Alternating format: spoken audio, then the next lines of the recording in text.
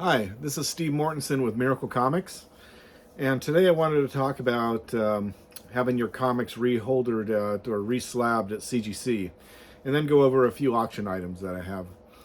So, pretty much, why would you reslab your books? And obviously, most of the time it has to do with damage, or other times people are trying to upgrade their holder from their holder. I don't remember when CGC came out with their new holder. It's been at least 7 years. The old holder was a little easier to open, a little more flimsy, and the new ones are pretty solid. So, especially with books that are a little more expensive, like if you have Amazing Fantasy 15 or Fantastic Four #1 and you have it in an old holder, you're probably going to want to have that recased. It'll sell better than if it was in the old case. What I was going to talk about today is more about damaged holders and how do you deal with those. So when you get a submission back from CGC and your holder is damaged, it qualifies for something called mechanical error. And mechanical error is something that CGC will cover and pay for. They'll actually cover the cost of shipping it back to them, plus the shipping to you. There is certain parameters to a mechanical error. It has to be an obvious flaw, obvious crack. It can't be, the so-called Newton rings don't qualify for a mechanical error. So once you determine that your book is damaged and you need to send it in, you fill out the form on CGC for mechanical error, and it's pretty straightforward from there. Going through if you have a book that's damaged that you bought either from another dealer or on eBay, and you want to have that recased because of you want it to look better, or it actually is damaged, you send it through the Reholder submission. The Reholder submission is $25 for the first $1,000 of value, and then $75 for unlimited value. So how do you determine the value of a reholder? So most of the time, CGC values their books based on past eBay sales, and you can look at that through the service called GP Analysis. And GP Analysis has tracked all of eBay sales for, maybe 20 years, or if it's something about that. And you can go back and look at their data and see all the current data on the value of the book.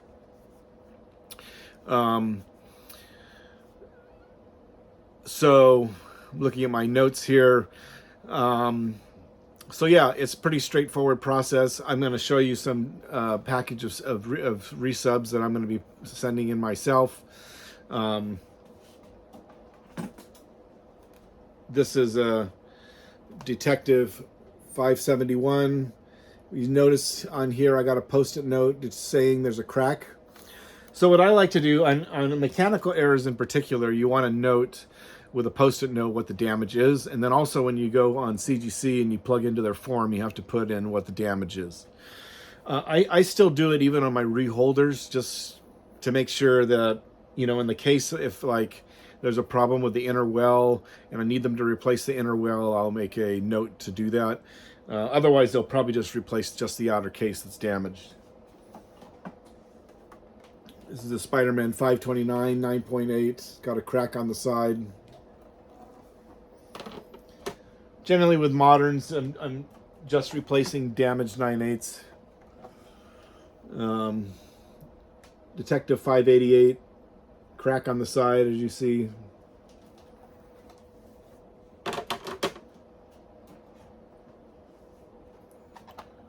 Thor 338 newsstand, crack on the side. Most of the time the cracks are on the side. Black Panther 1, Copper Age.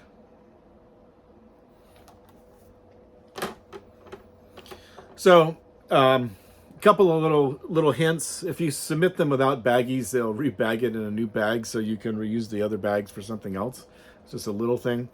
I think you should consider overnight shipping for large orders on the West Coast, because there's nothing worse than submitting in reholders and then having it shipped back to you and then having another damaged reholder.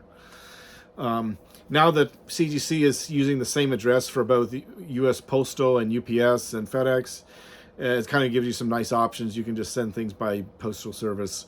You don't even have to pack them as well as you normally would because of the fact that the holders themselves are going to protect the book.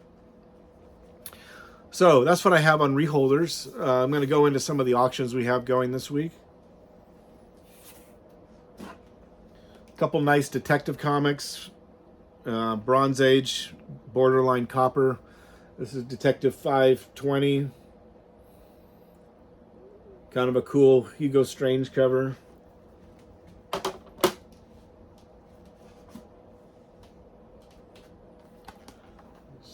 Detective 528.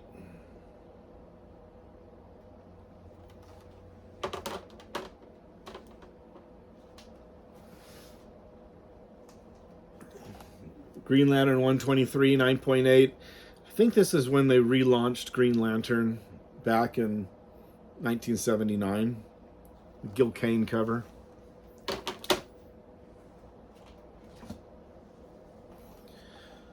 Spectacular Spider-Man 9. This is the first appearance of White Tiger in a normal comic book. He first appeared in a magazine format. I think it was Kung Fu. Was it? I think it was an Iron Fist issue of Kung Fu. Simpsons Comics number 45. We've got a number of Simpsons comics coming up that are in the before 100 issues.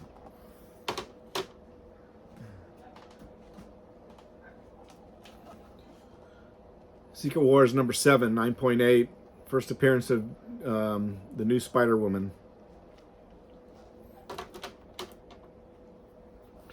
So that's what I have for today. Check out the auctions at miraclecomics.com.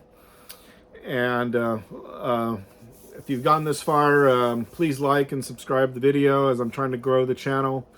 And thanks so much for watching.